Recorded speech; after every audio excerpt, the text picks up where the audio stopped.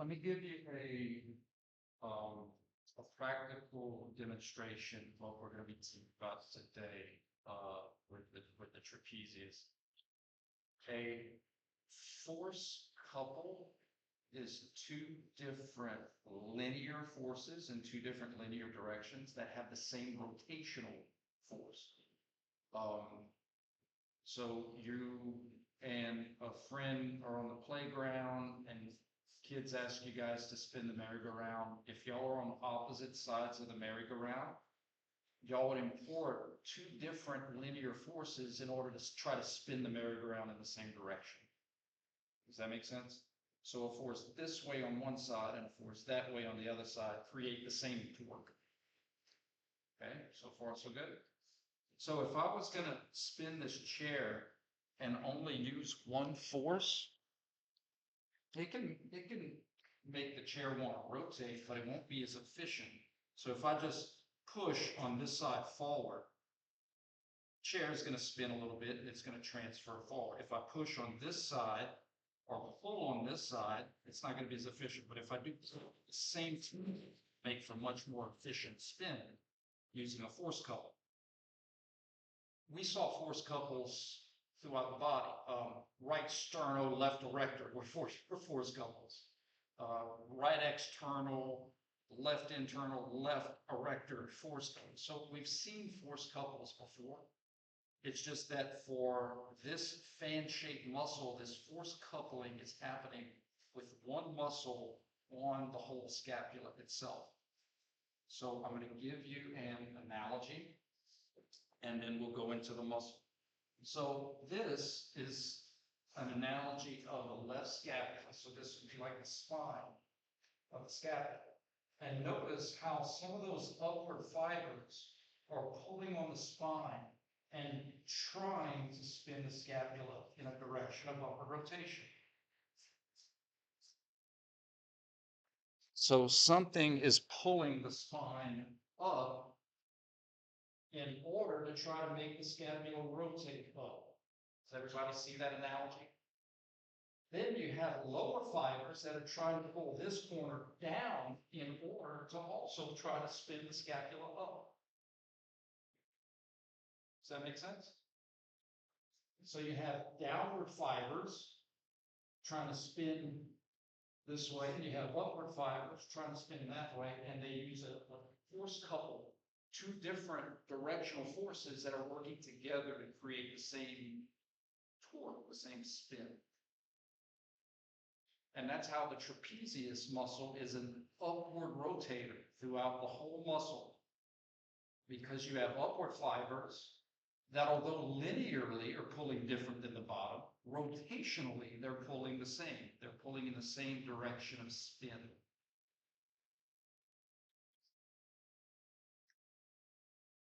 Make sense? Right? That's easier. I thought I'd start off with a harder one. A much easier one to see is the retraction component of all the fibers of the trapezius, right? All of the fibers trying to bring the scapula to the spine. So retraction. The thing that they don't have in common for this fan is the upward, or the upper trapezius, those upper fibers are pulling in a direction of elevation, where the lower fibers would be pulling in a direction of depression.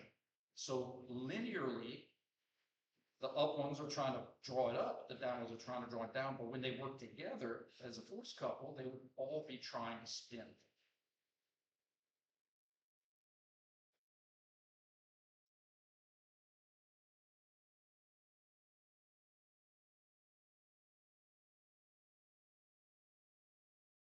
Some different pictures, and then we go to videos too.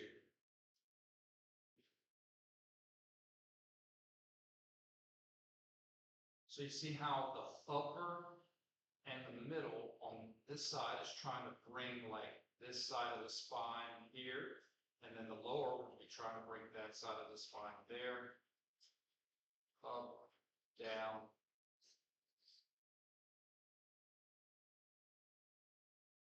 spin.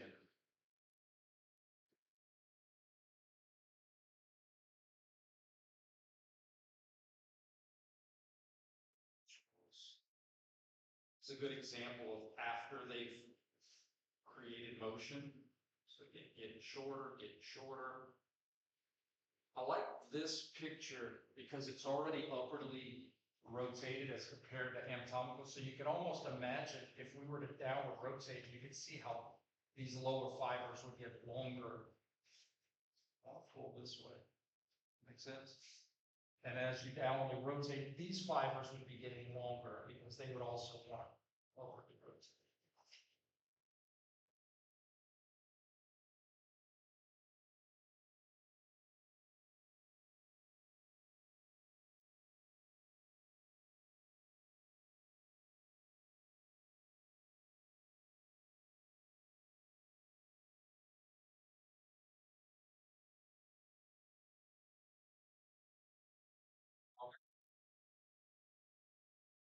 Let's go to our circle before we go to our video.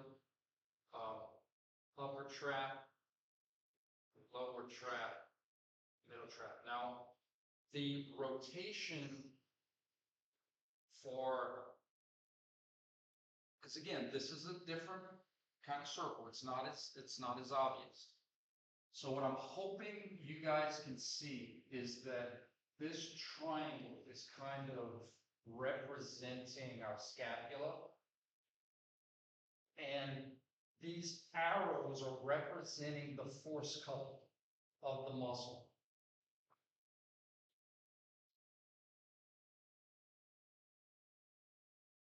Does that make sense?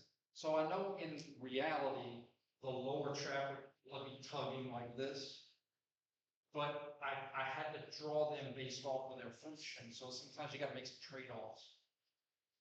But this is my force couple that's trying to pull in a direction of upward rotation. Does that make sense? It's okay for it not to make sense, guys. So all of the fibers of the trap are retraction pulls. The force couple is what makes it an upward rotation puller, and then the upper fibers are elevation pullers, and the lower fibers are friction pullers.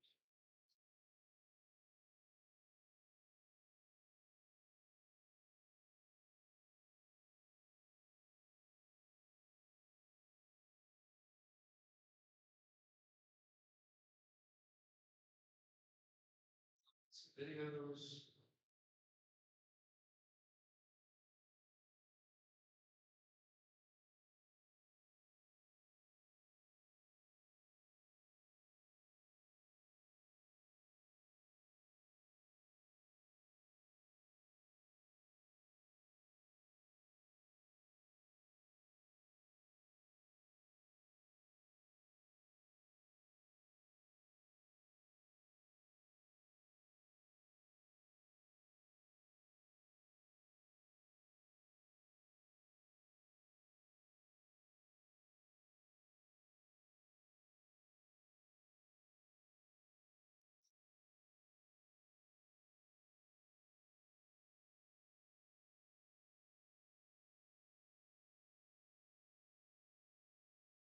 I guess the last muscles that I'm holding you accountable for your scapula or your famous rhomboids. Um, rhomboids is plural. So you're going to have some major and some minor, that are sister muscles at the scapula. So for our class, because the major and the minor have the same functions, we're just going to say rhomboids. So I'm not going to separate major and minor. Grad school, knock it out. But they have the same function. Now let's look at the function as a means of pull. I think the obvious one to see here is the retraction pull. I think the second most obvious one to see here is the elevation pull. So you see how those fibers are trying to bring inferior insertion up to superior origin. In other words, this fiber is trying to bring this part of the scapula up to this part of the spinous process. trying to draw it in and up. Make sense?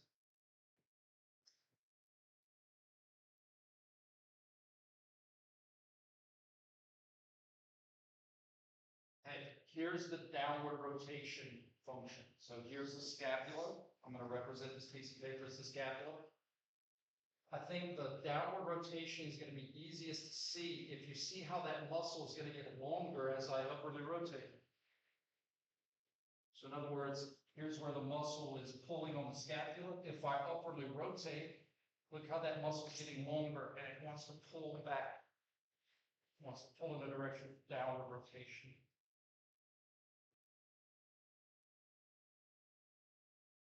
Sense? So rhomboids, scapular retractors, scapular elevators, scapular downward rotators.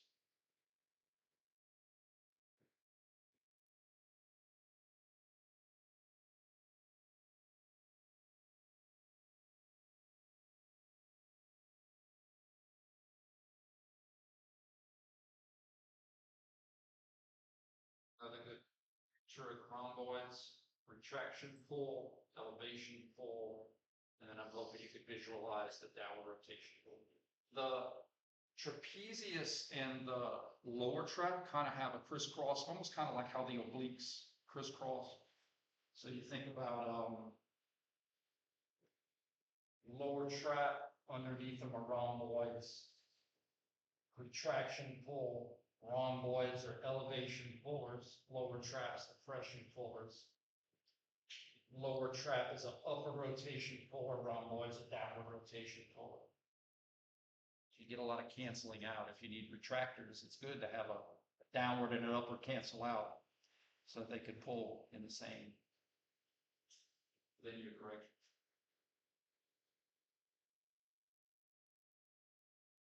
See what our circle says about rhomboids. Elevation pullers, because they're on top. Retraction pullers, because they're more medial.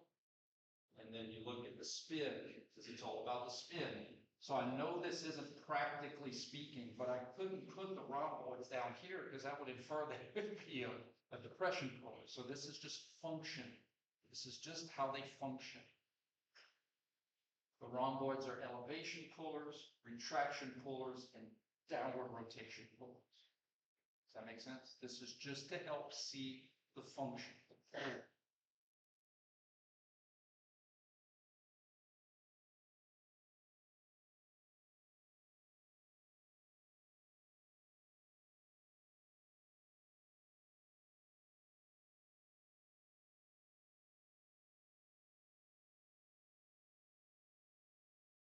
Traction pull.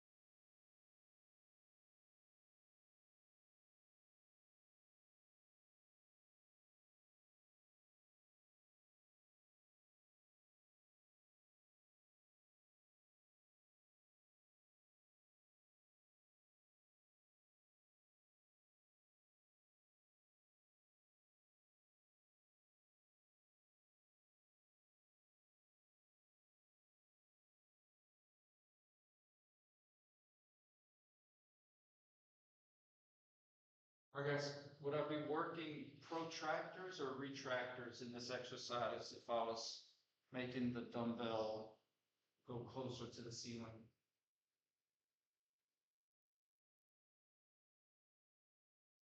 So we ask ourselves, what is that external force trying to do to my scapula? If you relax all the muscles, what motion would it cause? Retraction. So I don't need retraction pullers. I don't need protraction pullers. Who are the protraction pullers? Serratus anterior, pectoralis minor.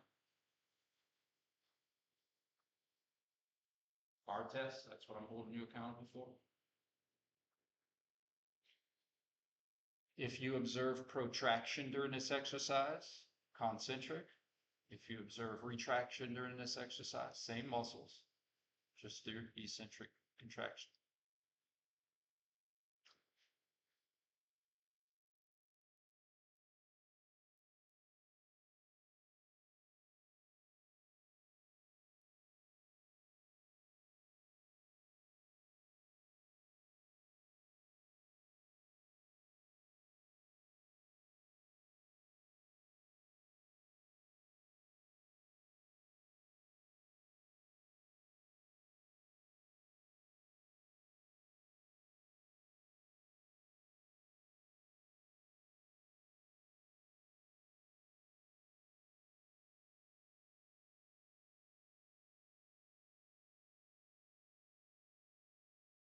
Elevators or depressors? Elevators. Who are your elevators? That's what you're gonna have to know. And again, whether you learn them by list, whether you learn them by visual, that's fine. Again, the visual, you might miss something if you don't have a whole three-dimensional view, because sometimes independent views hide other muscles that might be in the front working with some in the back. And so that's why your circles is a good shortcut, because your circle is a three-dimensional view of everything it is. Okay. So who am I holding you accountable for elevation pullers, for trapezius, rhomboids, a beta scapula? When you see elevation, elevators do elevation to concentric, elevators do depression through eccentric.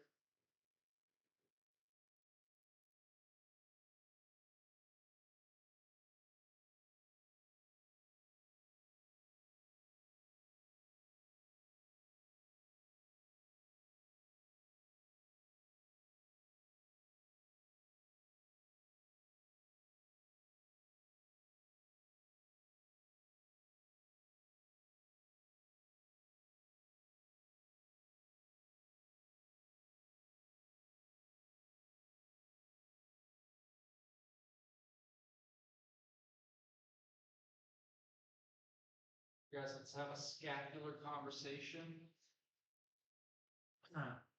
The machine would be trying to do what to your scapula?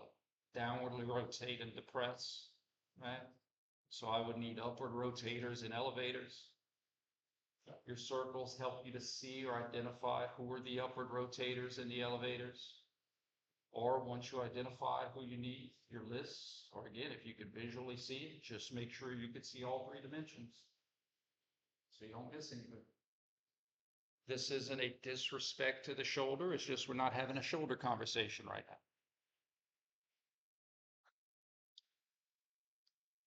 You've ever done this exercise though, like you feel it in your upper back, like you feel it in your chest, it's because your scapular muscles are helping by influencing scapular motion. That's why you feel it in your upper back, because those traps and there's other upper rotators. So upper rotators, all of the fibers of the trapezius do that force couple. Remember the serratus anterior drawing the scapula forward, the bottom part helping to pull it in a direction of upward rotation. In terms of the elevation, rhomboids, levator scapula, upper trap. Notice I didn't say that the rhomboids help with the upper rotation. I'm saying that the rhomboids can help with the elevation.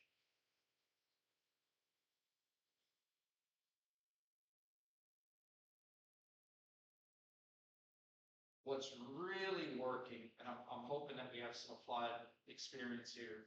Why do you feel it so much in your upper back on your traps? Because those upper traps are doing double duty. Like they're working as upper rotators and elevators. So they're getting double use. They can really, really recruit.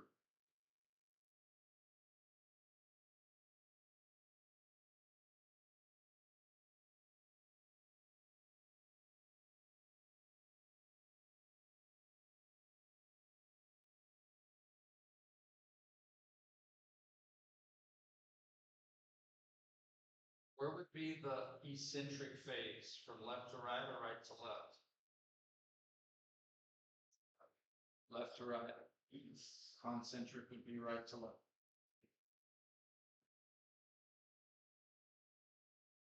A good way to see the eccentrics or a cheat sheet is just what motion could the exercise do by itself?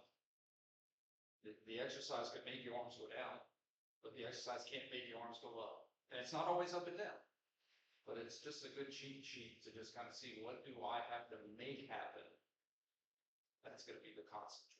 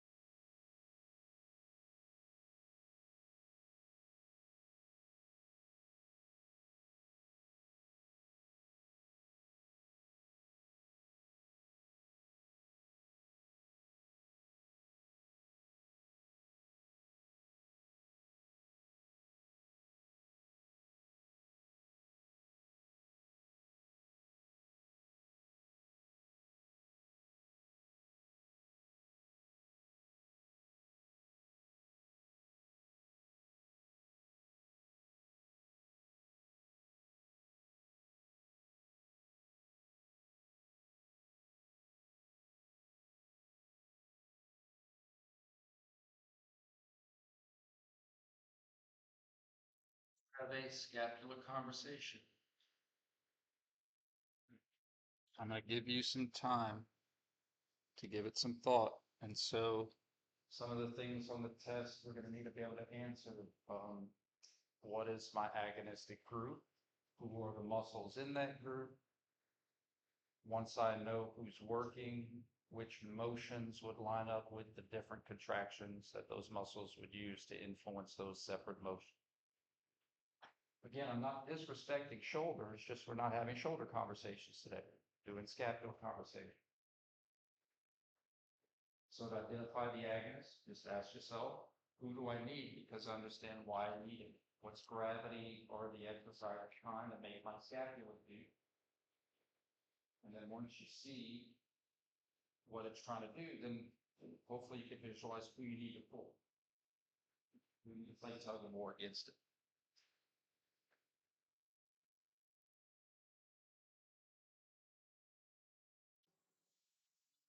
It's a couple minutes. I'm gonna run to the restroom and I'll be back in 2 minutes. You guys talk to him. You don't have to, because I know everybody's spread out, but feel free to, hey, what you get? Just kind of see if, that's why I'm actually gonna leave the room. Give you a little space, give you a little breathing room, just to check your answer. If you get the same thing, great. And if you don't, that's a great opportunity to learn from it.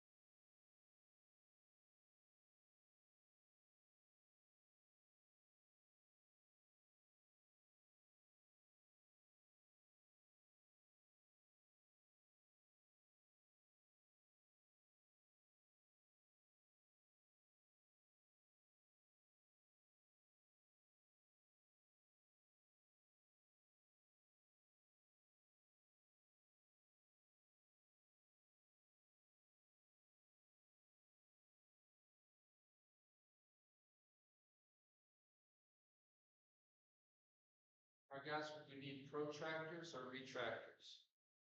Retractors. And so again, your circles or your lists or your visuals just need to be able to identify where the retraction pulls. Trapezius, rhomboid, scapula. And then link up motion with the agonistic muscles. So if I'm needing my retractors and I see retraction, that has to be through positive work, through concentric work. If I'm using my retractors and I observe protractions, that's going to be the eccentric bit. So on the test, I might just put one retractor and one protractor in this exercise and then flip-flop concentric and eccentric. So in other words, I might say from top to bottom, rhomboids concentric, pec minor concentric, rhomboids eccentric, pec minor concentric. No different than the other test. I'll just pick an agonist and pick one from each side. See if you can identify which one you need.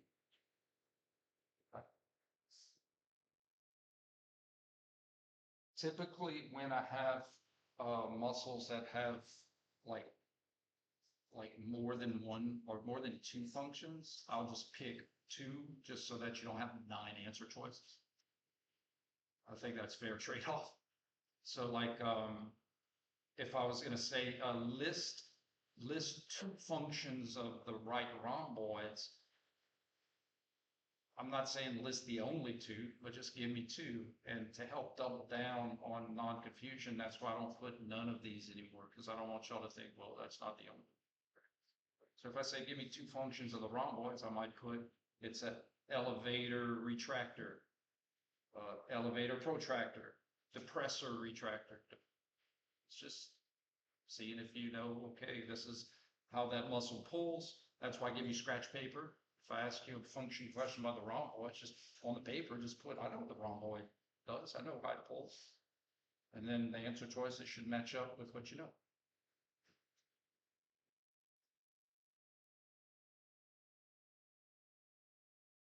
Any other questions? Guys, that's it for the material. What, good one.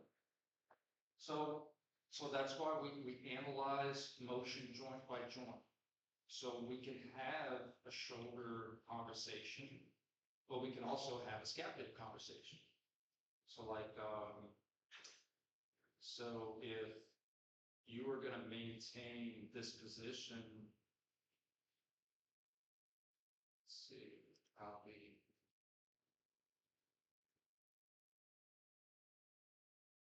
Oh my God, that's crazy. That's really crazy. Sorry guys, I didn't have a possessed computer on my bingo card. Let's try this route. There. So if we want to have an elbow conversation, we could say, all right, ground and gravity is trying to flex, so you need extensors. Who are the elbow extensors, tricep, and coat. If we want to have a shoulder conversation, I'm going to make sure to clarify which plane most of the motion's happening in. You know, I'll say, okay, let's have a frontal plane conversation. So in the frontal plane, gravity would be trying to extend, so you need flexors. If I want to have a transverse, gravity would be trying to horizontally abduct, so you need horizontal abductors. I would separate it in the plane so that we didn't blend it. It's like traveling northeast. I'd say let's have a north-south conversation or an east-west conversation, right? And for the scapula, we could do the same thing. Ground and gravity is actually trying to retract you, so you would need protraction pullers. You would need protractors. That's why, like, just holding this position, or you could actually do some exercises where you're just using your protractors to make yourself protract. I will call it like push-up plus, just that extra motion. It's scapular motion. You use your pec minor and your serratus anterior concentrically to protract, eccentrically to retract. But that's why it started in 310. We analyze motion joint by joint. We analyze muscles joint by joint. We have different conversations for different joints, because although they're all working kind of together for a practical purpose, that elbow muscles only influence elbow motion, shoulder muscles influence shoulder motion, scapular muscles influence scapular motion.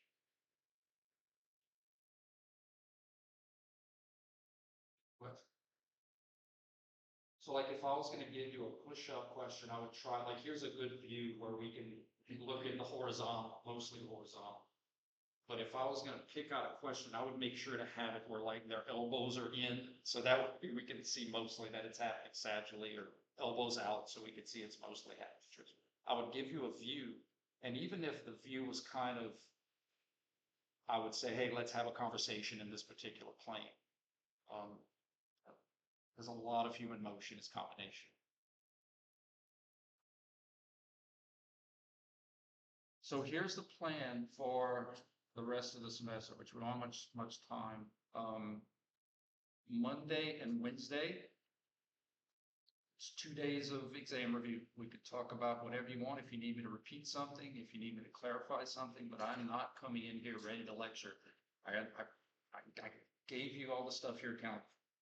So if you're studying over the break or the weekend and you come in and say, can you go over this muscle again? Or can you talk about this? Or I have a couple, like I love the push-up example. Like you guys can come with examples.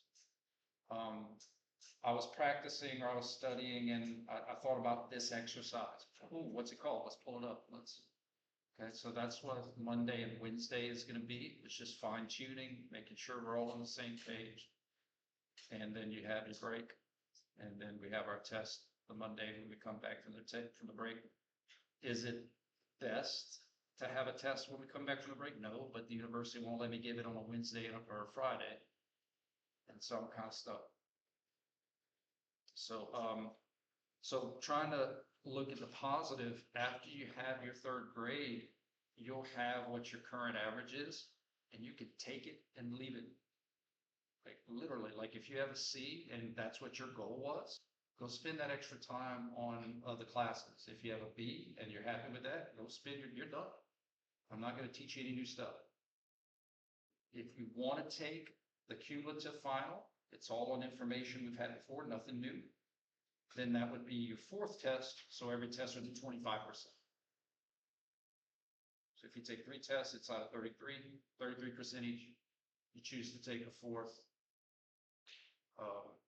I don't know what I'm going to do for it. All I know is that I would assess you on stuff you've already had.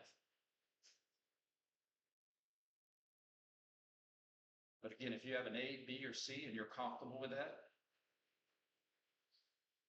may the odds forever be in your favor. Question. Yeah. If you were to bring up like like a cable road or like a Tinselwood road, Let's do it. would that be more of like a scapular question or a back question?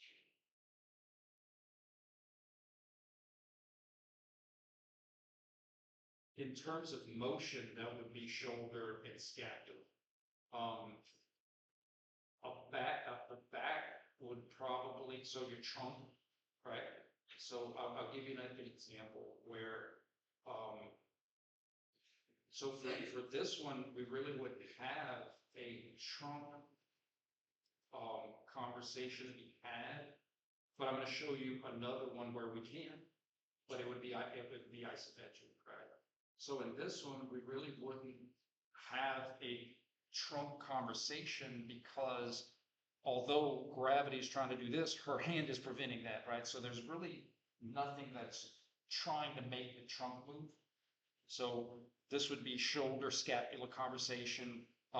Gravity would be trying to protract. I would need scapular retractors. Gravity would be trying to flex. I would need extensors. Gravity would be trying to extend. I need flexion. An example where we could have a trunk conversation, although it's not meant for the exercise, but isometrically, or for cheating, right? So I was going to cheat. We can look at it from like something like this, where the intent of the exercise is meant to be shoulder scapula, but because there's nothing there preventing motion, you can cheat, right? The extensors. But just remember, if you're using those big, powerful trunk extensors, you're kind of moving the furniture and then being able to keep it moving, so you're kind of cheating. So in this exercise, like even if you didn't move your trunk, you'd be using trunk extensors erector spinae isometrically to hold that position because the machine would be trying to flex you. But I wouldn't ask a concentric, eccentric, or your trunk extensors for an exercise that's not meant to use those muscles, if that makes sense. Did that answer that question? That's a good question.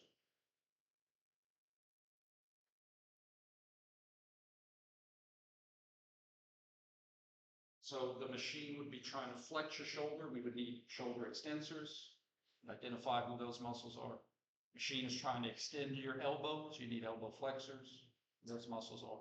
Machine would be trying to protract your scapula. You need retractors.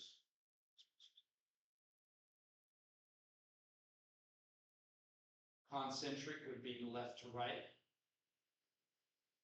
Eccentric would be right to left. And again, the cheat sheet. What movements could the machine do by itself? That's going to be your eccentrics. What movements can the machine not do by itself? That's what you have to make do through concentrics. You have to make those things happen. You're short. Then you can let the things happen back through being lengthened.